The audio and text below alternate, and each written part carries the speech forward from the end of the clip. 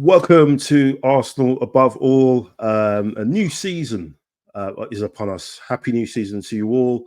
Well, the boys were well and truly back in town with a regulation win over Wolves at the weekend, a 2-0 win. Bukayo Saka dried his tears, and after the England 2024 Euros disappointment, and hopefully has started the season as he means to go on, a bit of a revenge mission, it seems. And he seems like he's going to do some damage this season, him and Kai Havertz. I've got my man Neil Shah here with me to discuss that and a lot more as we kick off this 2024-25 season. Let's hope it's a victorious one.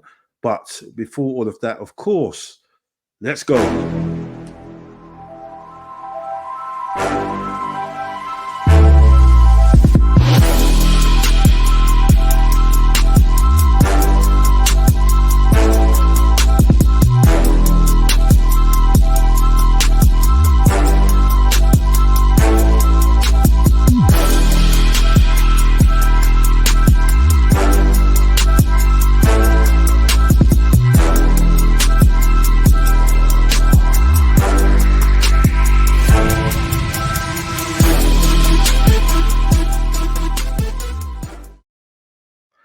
Welcome to the show, Neil. I've got the most dangerous man. It took me a long time, negotiate over the summer, and he's back. The most dangerous Arsenal fan alive, Neil Shah. How you doing, man? Oh man, I'm blessed to be back. Thank you for having me on. And your intros and outro. Yeah, you guys haven't seen the outro yet. That's a banger. Oh boy, it's good stuff. But Michael, as always, thank you for having me on. Third season for you, and let's hope this is the one. Third time lucky, and we go all the way. Fingers crossed, man. We came so close last year, 2 points away. Let's just hope, as you said, fingers crossed, third time lucky. Great to have you on. It was a pleasure to have you on and hear your thoughts. You were there on Saturday for the opening day against Wolves, and obviously you was there against Everton at the final game of the last season. And hopefully that we obviously hoped it was going to end a little bit more celebratory, but it wasn't to be. But how was it, Neil? In terms of obviously we had some sad news over the summer with the passing of a club legend, and obviously the club had a nice tribute for him, and his family was there. Kevin Campbell's family was there. But what was the atmosphere like for you, Neil, and there, and obviously how the how the tribute was landed, by all, in the stadium, because obviously yourself, you would have seen Kevin Campbell play many a time. We were fortunate, old enough to see him in the flesh playing at Highbury. But what was your thoughts just on the atmosphere pre-game and how that kind of mixed with the tribute and obviously the aspirations for the start of the new season? Right. Well, for once in my life, I got there really early. It was a nice hot day, and I just wanted to just soak up the atmosphere. I met Ash Gallagher, who's well known to the channel, and Melvin before the game. So that kind of got me in the mood to what was to come. And then the people I think there was a lot of excitement around the stadium. People were happy. I think the sun makes a lot of difference as well. Everyone was just having a good time. And then going into the stadium, I got there so early, it was quite empty, which is, again, something I don't normally see. But I managed to soak up what I normally miss. And then eventually, as the crowd started coming in, the atmosphere started getting louder and louder and louder. And it's no different to what it's been for the last 2-3 years for me. Quite a nice, vibrant atmosphere. And then, of course, I think there's no other club that does it with class, I think, as well as Arsenal do for anything like this. The sad news of Kevin over the summer. I mean, he's exactly my age, and it's quite heartbreaking. You think, wow, I still feel like a kid. So, and he's already gone. He was a part of the family for me. I saw him play. I used to cheer him on. I went to quite a few matches that he was involved in. Saw him score goals live. So I was privileged to be part of that. And then after he hung up his boots, he got involved in the social media platforms, got involved with as a pundit and on Sky amongst other channels. It was just a delight. He was very well liked, very well loved. He was one of the few players or ex-players that actually respond to you if you sent something to him. Unlike others that I think, you know, they're managed by other people, or they just haven't got the time or the capacity to answer fans on the whole. But I mean, I'm not saying they all do it, but I think the majority of them do. But he would always answer. You sometimes even get into a little conversation with him. And then, of course, James, who's well known on the channel, he's done a lot of pods with him. Yeah, I think I can speak for everyone who knew him or saw him play, knew him on a personal level, his family, friends, loved ones. It's a devastating loss. It's a devastating loss to the club, to the family. But Arsenal depicted it absolutely brilliantly on point. I was lucky enough to get the video of it, and I felt that should I do it or not? Because it felt a bit disrespectful, but I wanted to keep that for my own memory. And I think they just did it with absolute class. And rest in peace, Kevin. Rest in peace. Yeah, brilliantly said. No, yeah. 54, years old. It's no age at all. Again, I remember watching him, and him doing what he did with Ian Wright. When they used to score, they used to do the little celebrations together, and you used to see someone, I think I posted before, someone that looked like me doing stuff like that, with Wrighty and the culture. Even there's a picture of him where he's got some lines in his hair. I used to have my hair. Well, I used to have hair. I used to have lines like that as well. I've got a picture in front of me around that look like that. And he scored. Got some of his stats here: 228 goals, 228 appearances for Arsenal, 59 goals, which was matched by Bukayo Saka on Saturday, who was also academy product as well. So there's some symmetry there with that. Played for Arsenal, obviously Everton, Forest, Trabzonspor in Turkey, West Brom, and Cardiff. He saved Everton and West Brom from relegation, and he's a legend at those two clubs as well. And we know his son Tyrese, who plays for Sheffield United. I think he's just gone to Sheffield United now. So we wish, obviously support for him and his family. And thoughts with many of the friends and the hundreds and thousands of lives, he's brought joy to over his career on the pitch and off the pitch as well. As you said, he's touched out to people when he didn't really need to, but that's the man he was. And, we know that one of those was James, one of the guests of the show, one of our friends. And he will be dearly missed. So as you've already said before, rest in peace, Super Kev. So moving on, what was your thoughts, Neil, on that first half? Obviously we had two home games before. We had the two friendlies, obviously Bayer, Leverkusen and Lyon. And we looked like we were hungry. We came out flying out the traps. What was your thoughts on that first half? Obviously Wolves caused us a few issues, but what was your thoughts on the first half, on the first half performance and the second half kind of wobbles that we saw? Well, firstly, with regards to the team selection, I wasn't surprised. I wasn't surprised that players like Zinchenko were in, because he didn't have a bad pre-season, actually, to be fair to him. And then, of course, I think the new guy may be too new. Timber has obviously had a little bit of a setback during pre-season, so they probably didn't want to risk him. And then I think Tomiyasu is injured, isn't he? So, I mean, I think it was probably that he selected himself in a weird way. And the other one was Martinelli, Trossard. It's very, very difficult to decide between the two of them, but Martinelli obviously got the nod. I thought the first half there was good movement, there was some good chances. Once again, I just don't think we were clinical enough up front, but we did create chances for ourselves.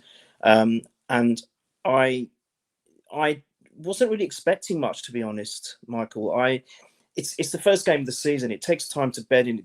I know you have your pre-season friendlies, but I think there's still, when you get into the actual games proper, and especially of the Premier League and the veracity of that league and how strenuous it is and how taxing it can be on you as a person in terms of fitness and mental ability. I think it takes a few games to bed in. So I wasn't expecting us to be like flying from the get-go and, you know, just dominate. You know, that a couple of records we broke last season by scoring about 5 goals in about 35 minutes or something. I wasn't expecting anything like that. But for what I did see, you know, we had some good stuff from Saka and Kai Havertz, which is encouraging because I think they're going to be a really important partnership for this season. Yeah. So I think that's going to be quite welcome, and we should all as fans look forward to seeing that. I have to just mention, I'm still dumbfounded by Saka. The guy just does not rest, and he just does it. You think that he's going to break down, or he's just going to be fatigued and he's going to lose 50%. But yeah, okay, sometimes he has a little drop off, but we're not talking massive amounts of a percentage here. And he still just gets the numbers. And even if he's having a bad game, Michael, he will still get the numbers. I mean, goal and assist for both of them, actually, both Kai and Saka. And by the way, that's Kai's 5th assist and goal this in the year, calendar year in the Premiership. He's already equal Robin van Persie's, and he's still got what, 3.5 months, three, that to go. Mm-hmm. So you know, he's been the player of the calendar year for me. I'll still say that. I think I said that at the end of when we did our last pod. I will say that he's our player of the season, and he started as he means to go on, very much like Saka. I think there was other players like Rice who I think haven't found his fitness just quite yet. But overall, the first half I thought was a great half, and then of course I don't know if you want to talk, but just mention the goal. But I thought that was wonderful. You know, end of the day, the way Saka found Havertz, the cross is exceptional. It's pinpoint, but I just love the way Kai attacked the ball. Exactly. You can't deny that's a striker's finish. We're all crying about whether we should get a striker, whether we need a striker. Well, if he puts in 20 like that this season, maybe we don't need one, and we can rotate around the wings with other players. I think that position is the best for him. I think in the pre-season's friendlies, he was relegated back to the 8 because Jesus was playing in the 9, wasn't he, or the false 9? But I think this is his position. If Jesus comes in, I think he should come in as cover for Saka. That's how I see it. And Saliba didn't have his best game or best half, and maybe Partey as well. But then Partey was involved in a couple of great moves as well. So I think it was a mixed bag for me. But actually, I wasn't surprised by any of it, and I expected it, Michael. Yeah, I think it's an opening day kind of performance. You know, 1 or 2 are going to hit the ground running. A couple of others aren't going to do so. I think Rice. You think Rice and Saka haven't really had a preseason, have they? They come back late. They've featured in the 2 friendly games, but they're behind.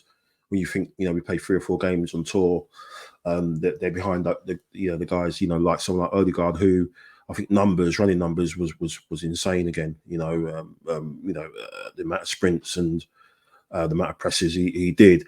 You know, where you think that, you know, he's been ready. You know, he went over to Mallorca where they did the training before they went on tour as well. So I think it will probably be, funny enough, right up until the international break, where they're going to probably be trying to get that fitness back up. But we all know that we've got some key games before that.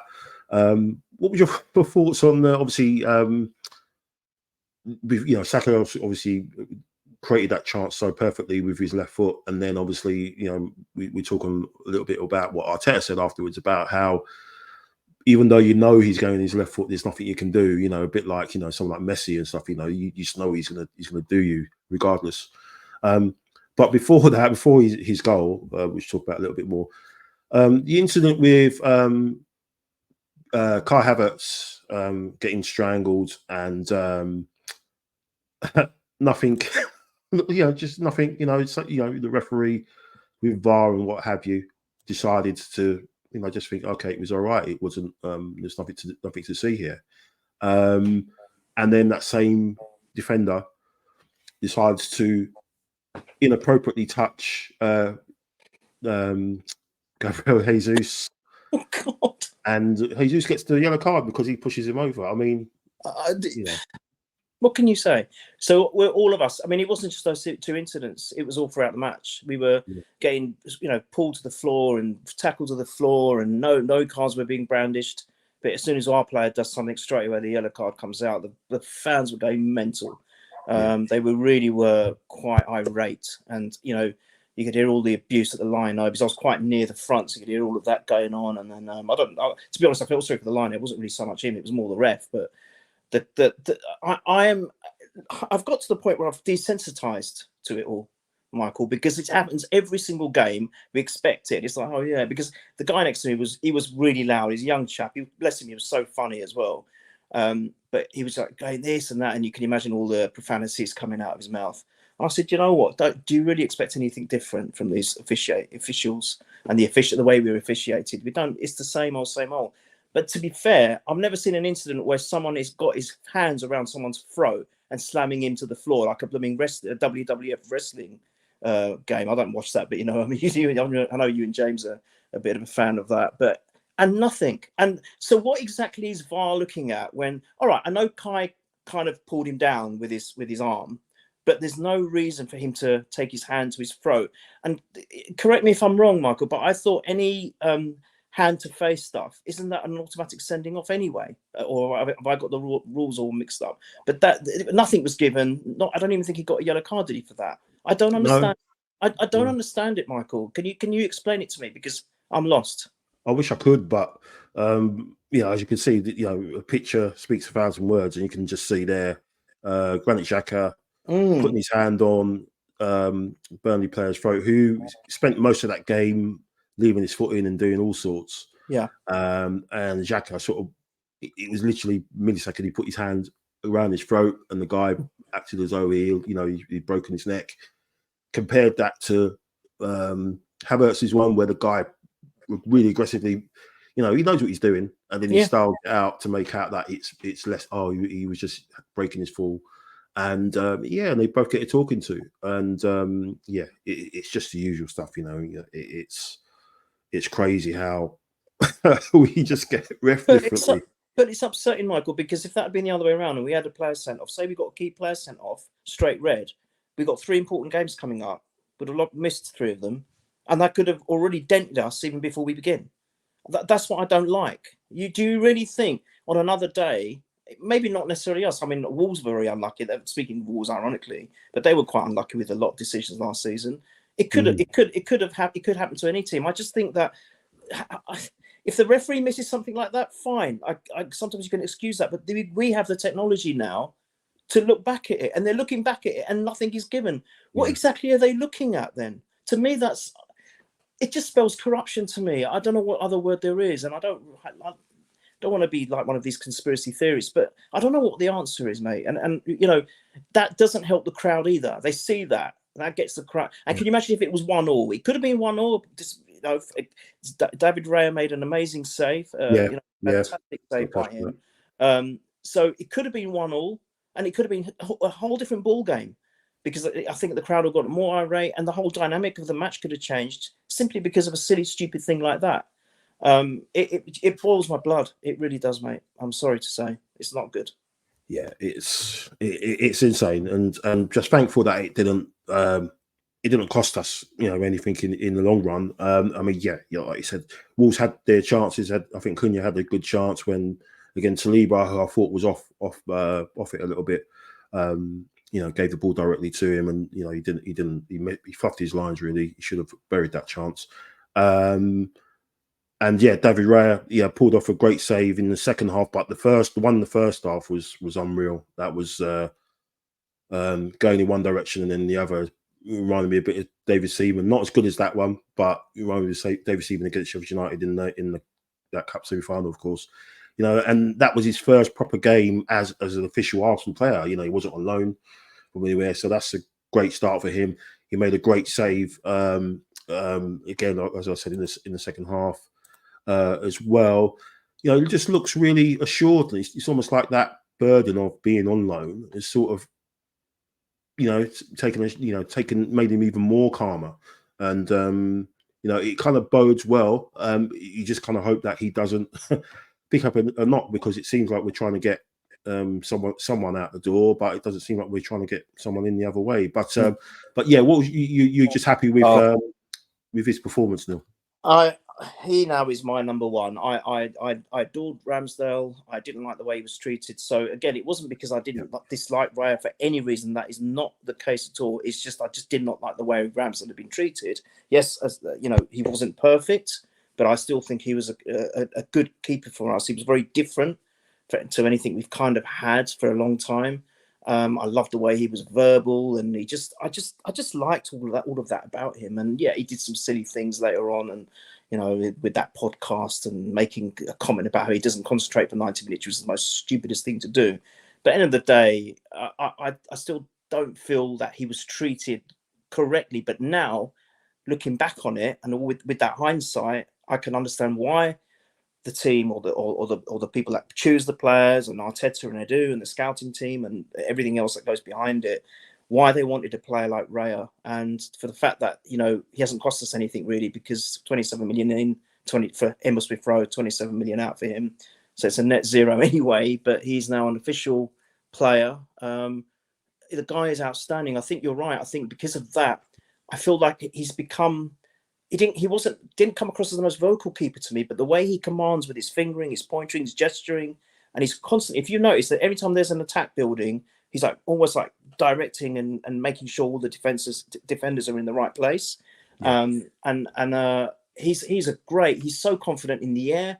He always catches and smothers a ball, no matter what. It's trademark, isn't it? If it's quite simple, he'll just get to the floor, make sure he's holding it, and even with the save, where he's contorted his body and gone in one direction and the other, even when he pushed the ball away, he's still looking at it in midair to see where it's falling. So he's still in control to catch it or to gather it. And I think he's just he's so confident, and that will in turn breeds confidence for the defenders. And it works both ways. And it's a great relationship that they've got with each other. I think, again, we're going to be a very, very difficult defensive unit to break down because of him and because of our defenders. Yes, Saliba was probably not on song, but it will come with time, I'm sure. You got to remember, he also played in the Euros. Yeah. So, you know, it will come. And I think David Raya's is our number one. We by a long way now. Brilliant keeper. Yeah. You're going to be interested to see what happens in the next week. No, but a week and a bit, because obviously the window closes on, I think, on the 30th. And I know Arteta kind of made, inclination previously about being clinical in the boxes. Do you see anything else happening, Neil? Like in terms of it incoming? I know you're not too keen, but would you be happy if we get Mourinho? And it looks like Mourinho's coming in. Obviously, it looks like Eddie's going out the door. There's like a bit of footage of his executive box being cleared out. David Ornstein broke tonight about Nottingham Forest putting a bid in for him, and it's being rejected. And Palace are in the wings as well, which is appropriate because they're called the Eagles. But anyway, so what would you think if it was just Mourinho to come in? So that would be David Raya confirmed, permanent transfer, Calafiori and Mikel Mourinho. Do you think that's enough for us? What we need to do going forward, or do you believe that we need to get just one more body in, and that ideally would be some kind of attacker? For a club with aspirations of Champions League, Premiership, FA Cup, and maybe League Cup, but maybe not so high on the priority list, I think you can never have enough quality players, especially with the extension of the Champions League format. We've got an extra 2-3, I don't know how many games it is, but it adds, especially if we're progressing in all the competitions, and we're challenging for the title. I think rotation is key. I think it covers any suspensions or any injuries, God forbid. And I don't think you can ever have. Obviously, you can't have too big a squad, because then it's always difficult to manage everyone and keep everyone happy. But I think there's got to be a balance, and I wouldn't be upset. I think if we weren't able to shift either Reece Nelson or Eddie Nketiah, then I don't think anyone's coming in the forward lineup. But if what you're saying does transpire and Eddie does go, then I think that does give an indication that we are going to maybe, or hopefully, bag someone. And I don't have an issue with it. Look, I think there's this massive debate about Kai, and is he a striker?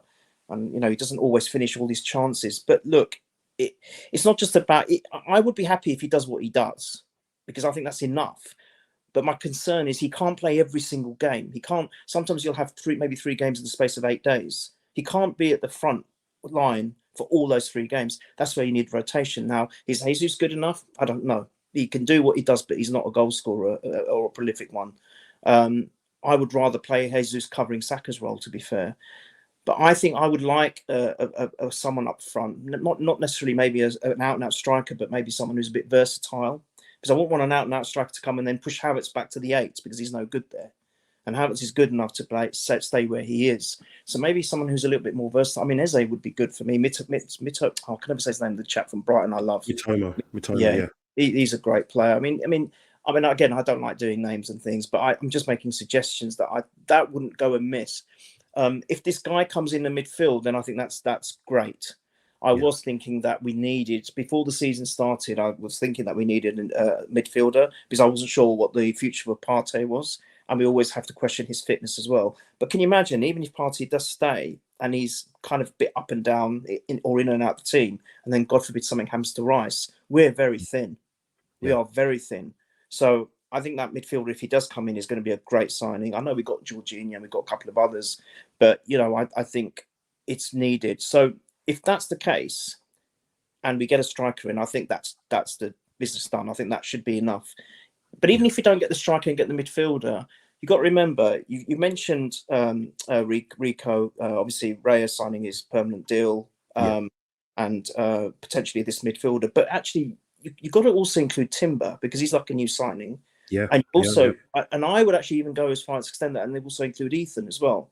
Yeah. Because I think Ethan I think the way he managed him during the friendlies, I felt as if he was gearing up to, he's going to get some senior appearances.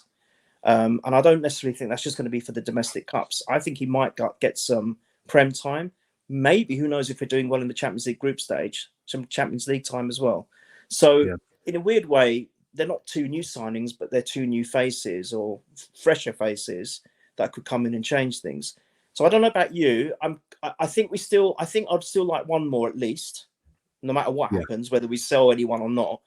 But if we can get the striker or a forward player and a striker, I think, that's amazing business. The midfielder and the forward player, that's amazing business. Yeah.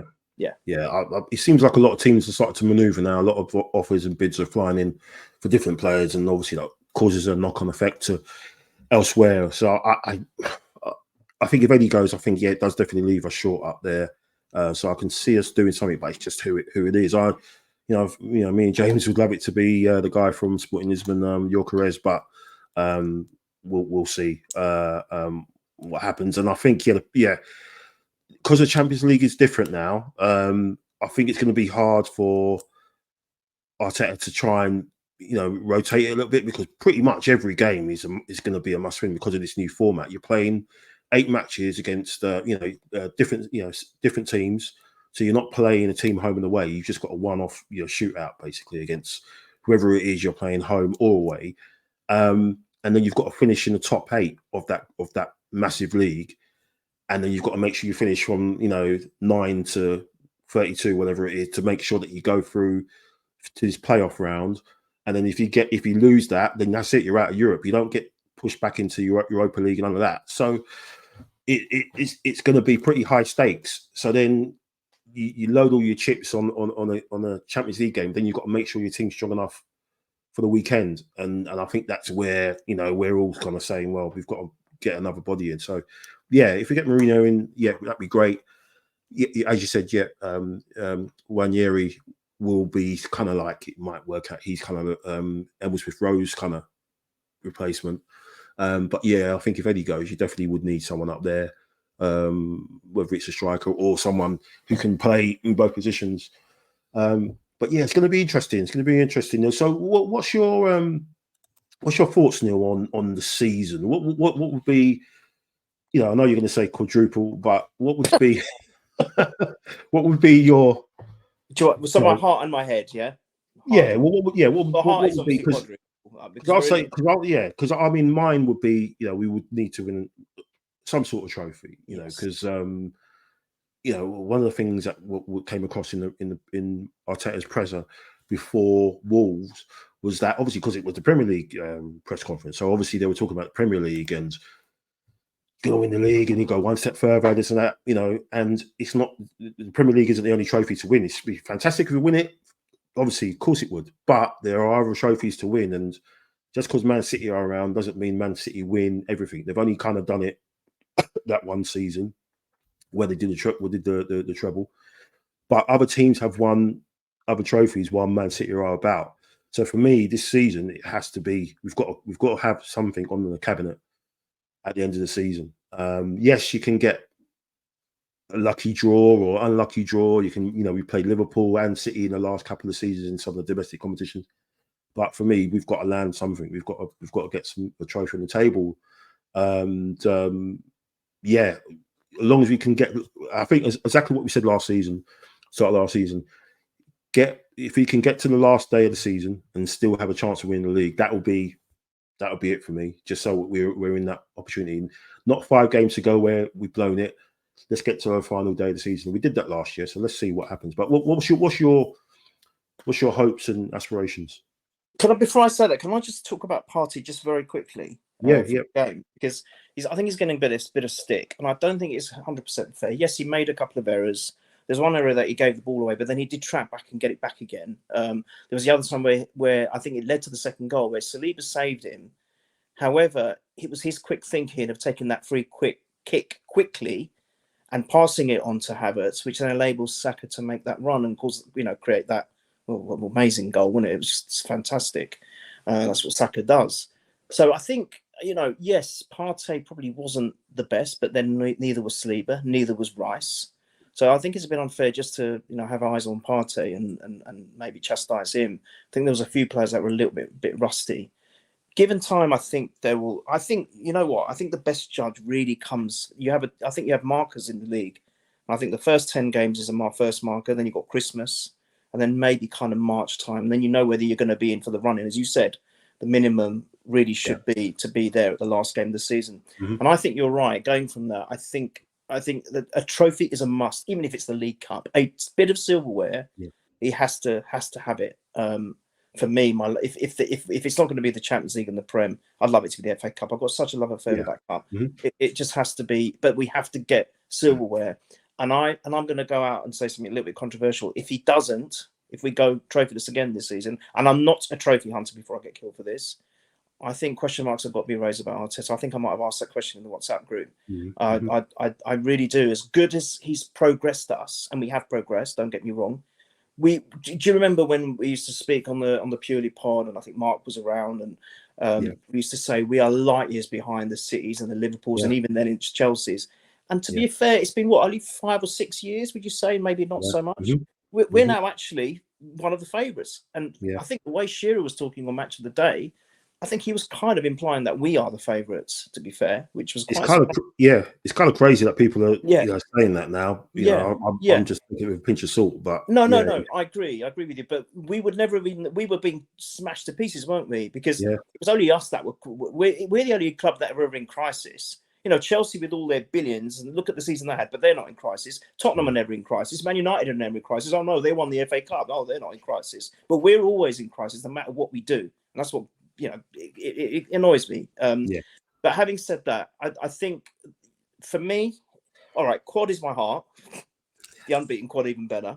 But I think a trophy minimum. But I will go and say, look, I think we're good enough to win the Prem. If we have no key injuries, Michael, and we get a bit of luck, and City have a little bit of a slip up here and there, I don't see any reason why we can't do it. We got so close last season. I will say Prem. I'm going to say Prem and FA Cup double. Well, like that. I'll take that all day long. That's my head. That's not my heart. That's what I'm going to go for. Our 4th double, mate. Okay. I'll absolutely take that. But yeah, I just think you're right. I think it's not what you aim for, and it's kind of as you progress. If you get to the semi-finals of it, like the League Cup, if you get to the semi-finals of the League Cup, then you kind of see Wembley in the distance. You think, okay, we'll load up. But I think, Arteta's obviously, yes, he's won the FA Cup, but that wasn't his squad. his team. And I think this team, this squad that he's built, they need to have that moment of them lifting a trophy together, you know, so they can kick on. You know, Odegaard needs to be the one to be lifting this up. You know, I know Saka kind of won the FA Cup. He was on the bench when he didn't really play him that much when he came in. And I know Nelson, I think, might have been on the bench as well. I can't remember. And I think Willock was there as well, I think, on the bench. I'm vaguely, because I remember there's a picture of all of them together, all the Hayden boys together when they won the FA Cup. But, you know, I'm thinking people like, you know, Gabriel, you know, Big Gabriel, Martinelli, Odegaard, Ben White, you know, they need to have this moment. They need to have that moment where they're lifting this trophy. They've won it together, you know, so they can kick on. So if that is a League Cup, so be it. But obviously, we want it to be absolutely, you know, the big ones. And Michael, there's that phrase, isn't it? It's well known. Success breeds success. Yeah, and it becomes infectious. And you're right. I think if the boys know what it. See, the thing is, you've got to remember how hard they work throughout the whole season and just before it starts. You've got to have. I think to have something tangible in your hands. To say, look, lads, this is what your hard work has given you, rather than getting a second place or coming runner-up in a cup. To have that hardware literally sitting in you or holding the cup for a bit, knowing that your hard work paid off, and then you've got quite a young squad around you. I know we're probably not the younger squad anymore, but you've got a young squad around you. It will motivate them to think, do you know what? I want more of this. I like it. 100%. 100%, Neil. So what's your thoughts going? Just head to the game on Saturday, big one on Saturday, Villa away. They looked pretty dangerous against West Ham, especially when they made their subs. They look like they've got some weapons on that bench. You know, came off and they just absolutely, West Ham couldn't live with them. But we owed them. They didn't score against them last season. And we all know how both those matches went by. We had chances, we didn't capitalise. But what's your thoughts for that one? I'm glad that wasn't our first game. Because I think we would have struggled the way we played. I'm not criticising the way we played. I just think that we weren't quite ready, and I think Villa may have done us again. So thankfully, we've got that game out of the way, so to speak. So we've got one Prem 90 minutes out of our, under our belt. Emery's good at home, isn't he? It's going to be very difficult, I think. But I never say draws. I think we've got to get our first goal. Come on. In 3 matches against them. Come on, it's Aston Villa. They're great, and I think they're going to be top 4, top 5 again this season. I really believe it. I think they're a good, solid team, but maybe we'll just have just a little bit enough for them. And I'm going to go for a slender 1-0, a very difficult 1-0. That's what I'm going to go for. And I'm going to go with Odegaard 1-0. Oh, nice. Yeah, he had a few chances at Villa Park. If I remember last season, he should have scored one at least.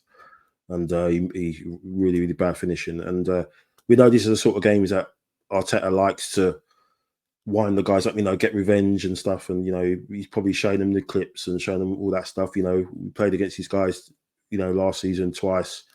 They probably show him the incident when Havertz had that goal disallowed and what have you. And the chance Trossard had, which if he scored at the Emirates, we probably win the game. But he hits it kind of straight at Martinez, and then we all know how the game's kind of ends up. So yeah, I'll go with you as well. A slim 1-0. It'll be hairy though. It'll be sort of behind the sofa a little bit. I think so. One of those games. I could, you saw that about Arteta. I think you're spot on. I can just imagine him in the, wherever he does his talks, shouting and saying, "It's them lot that stopped us winning the league," and he'll be shouting and maybe a few profanities. When we saw that documentary, it was so good. Yeah. 6 points. It's this lot that stopped you from winning the league. So what are you going to do about it? Yeah, I think you're right. That's a really good shout. 6 I think points. he's going to rile them up. I think he's going to really wind them up. Yeah, I would just put it out there. Let's say, look, let's show them. These guys took 6 points off you last season. And yes, people say, well, we didn't lose it there. We lost it against Fulham and West Ham before Christmas. And people will say that. But I think we look at those 2 games against Villa. We should have won. We could have won both of them. We just weren't finished. We just didn't finish. I think the first game at the Villa Park, we conceded really early. And then we kind of controlled the game. They just sat back, and we should have won that game, and we should have won at the Emirates as well. At least gone in front at the Emirates at least. But yeah, let's hope we're right. A nice comfortable 1-0 win would be nice. in front of the Sky cameras to shut those guys up as well. Yeah. Lovely. But no, thanks, Neil. Thanks for your time. It's been a pleasure as always. I'm glad you enjoyed your time at the Emirates Stadium. Yeah. And good luck, charm. Seen another win I'll there. talk about that. So let's keep it going. You're unbeaten so far, so we want them to be invincible. So you need to be invincible as well when you go to the Emirates. Okay, all right. I've noted. No pressure. No pressure, Neil. No, it's all on you. You got to try and get to every game. It's all my fault then, yeah. Yeah, rinse that ballot, mate. Rinse that ballot. You've got to try and get in there. Just get about 20 fake accounts, and you still probably won't get a ticket. But I still won't get a ticket, though. No. It's a trying that counts, isn't it? No, thanks, Neil. Really appreciate it. Thanks for Thank you. Your time. Obviously, see you on here again soon. Thanks for everyone watching and the support. Obviously, we grew so much over the last season. It was amazing. It's a pleasure to do these with good people. So I want to just keep doing that and then see where it goes. Just want to be here that day when we land something massive and we can celebrate it together on this channel. We'll be back maybe later on this week with just a quick preview show with the Villa game, and obviously we'll be back after that game, and hopefully we'll be talking about that comfortable 1-0 win, which Neil has predicted to get maximum points from the opening 2 games. So thanks very much, Neil. Thanks for watching, and all that's left to say is come on, you Gunners. Let's do it.